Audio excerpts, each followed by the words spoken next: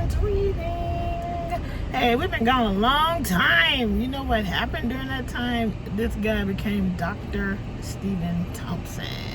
And so we're going to try to bring back these videos, and we're going to start out today with, we decided that we want to do some library field trips.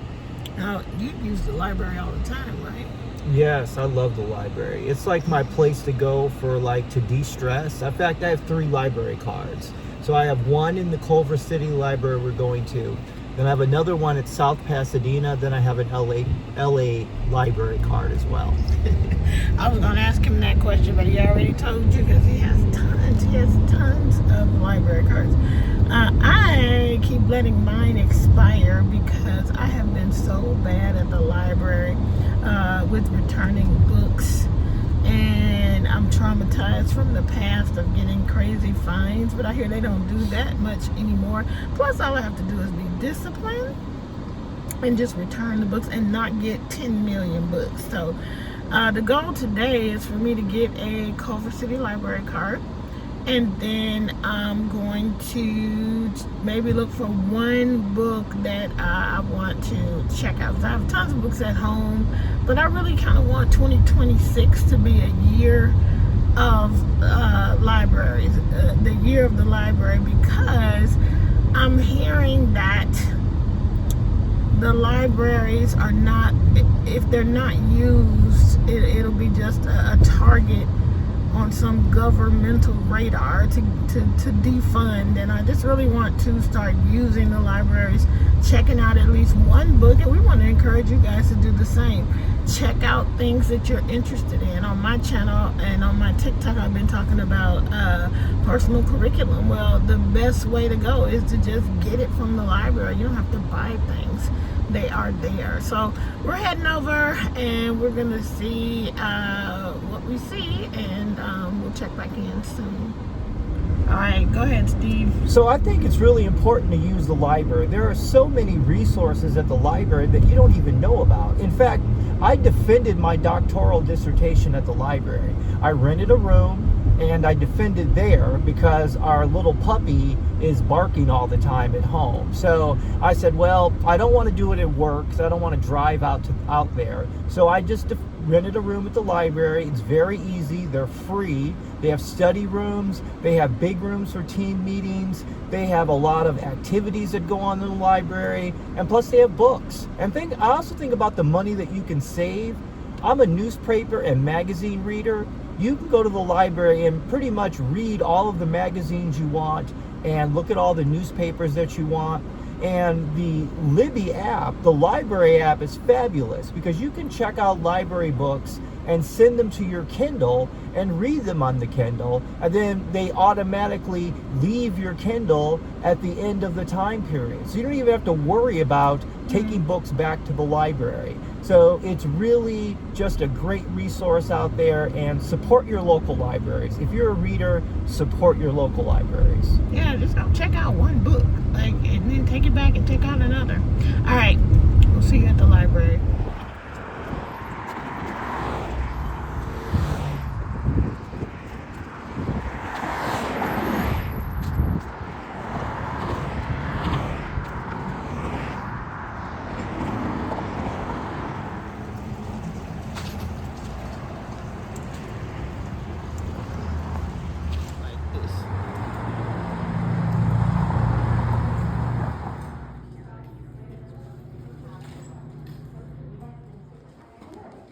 These are rooms you can rent out here.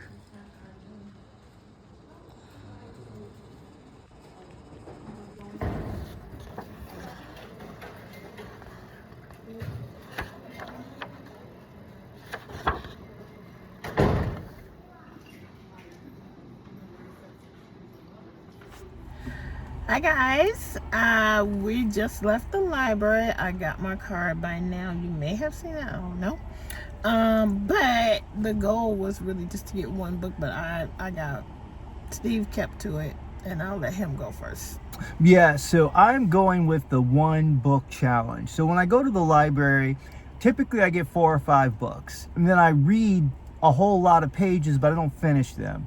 So I calculated that if I'm reading 80 pages out of 4 books, it's like 320 pages. So why don't I just get one book and read the one book? So now I do have some rules. One book from each library. So there's 3 books total, but 1 from each library. So at the library today, I got this book, James Baldwin, A Life Album. And what intrigued me about this is James Baldwin is one of my favorite authors, but the way this book is structured, it said that, James Baldwin loved the blues. So the author built each chapter around a blues album or a blues song. So I found that really interesting because I love music and I do a podcast based upon music. So that really intrigued me. So 1 book challenge, James Baldwin, A Life Album. I also, while Kim was perusing the sections, I brought my little notebook. What I do is I write my blog post by hand on the weekends.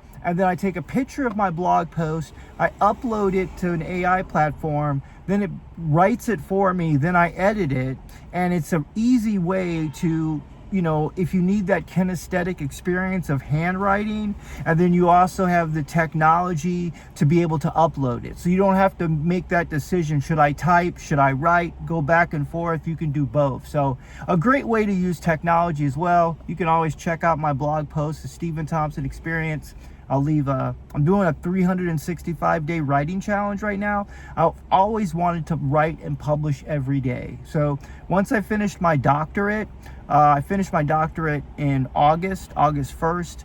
I took like a month off and then I started writing in September. And I want to write from September 25 to September 26, 1 post every day. Alrighty, here's my wife. Cool. All right, so I failed the challenge, y'all. But I got these books. I got intrigued by these 2 books. One is called Griffin and Sabine. And what drew me is that my supervisor's name is Sabine, so I had to see what this book was about.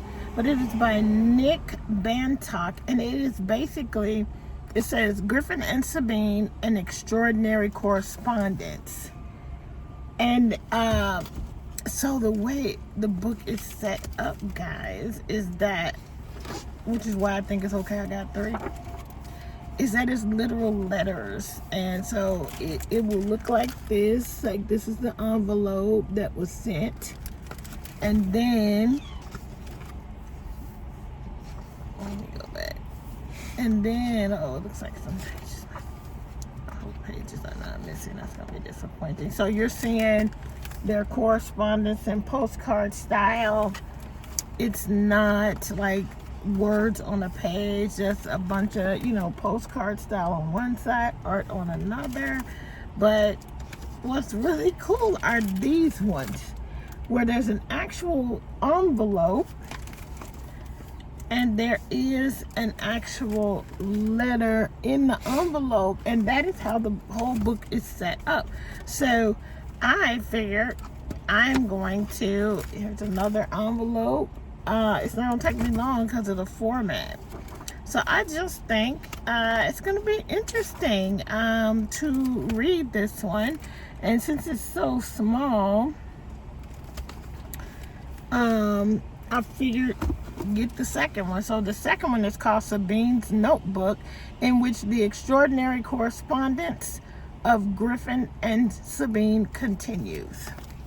And again, it's more of the same. It's more of the same.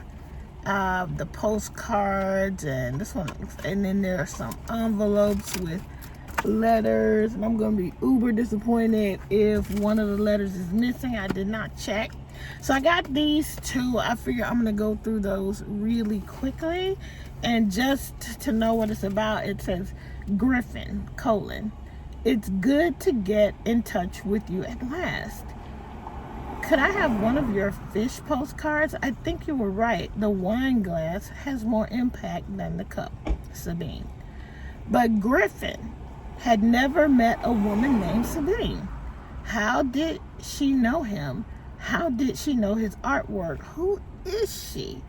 Thus begins the strange and intriguing correspondence of Griffin and Sabine. So I am going to get these 2 done. I think I have to bring these back in 21 days, and I think I'll be done with that well in time. And then, so I picked up this book, Rethinking School, How to Take Charge of Your Child's Education.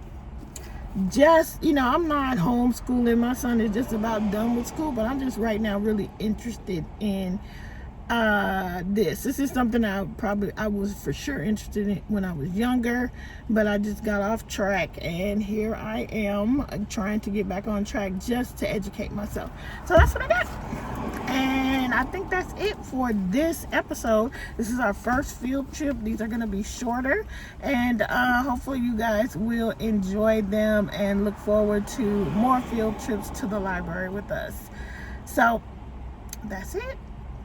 Bye-bye. Bye guys, keep reading. Bye. Go to the library.